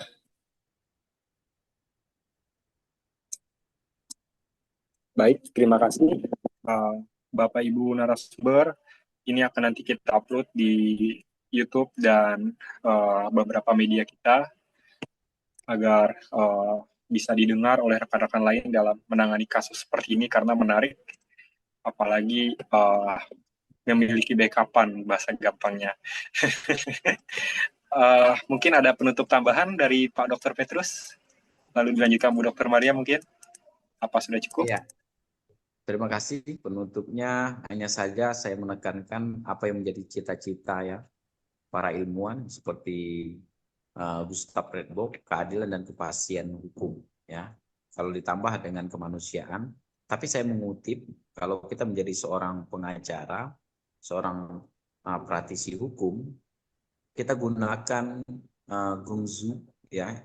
Jadi di Cina daratan, Cina kuno itu seni berperang ya, memenangkan peperangan tanpa berperang ya. Jadi itu bisa kita gunakan juga sebagai seorang praktisi. Kita tidak perlu bertempur melawan musuh dengan cara menggunakan suatu kekuatan, akan tetapi dengan teknik dan trik kita memenangkan suatu pertarungan. Terima kasih. Terima kasih, keren Pak. Silakan Bu Dr. Maria, mungkin ada quotes terakhir apa Tadi ada? udah saya sampaikan cukup, Pak. Baik, terima kasih rekan-rekan semuanya. Bu Dr. Maria yang sangat super sibuk sudah meluangkan waktu, Pak Dr. Petrus yang juga super sangat sibuk telah meluangkan waktu untuk membagi pengalamannya pada hari ini. Saya mohon maaf sebagai moderator jika ada salah kata. Kita akan bertemu lagi di pertemuan selanjutnya. Insya Allah akan kita rutinkan kegiatan-kegiatan ini dengan narasumber-narasumber yang luar biasa juga. Assalamualaikum warahmatullahi wabarakatuh. Selamat malam Bapak Ibu semuanya. Assalamualaikum. Terima kasih Pak Jaksa Edwin, Bapak Ibu semuanya. Terima kasih Dr. Petrus, Pak Jul, pamit ya. Ya Bu. Terima kasih Bu. Terima kasih Pak. Terima kasih Pak. Selamat malam. Mari Pak Edwin.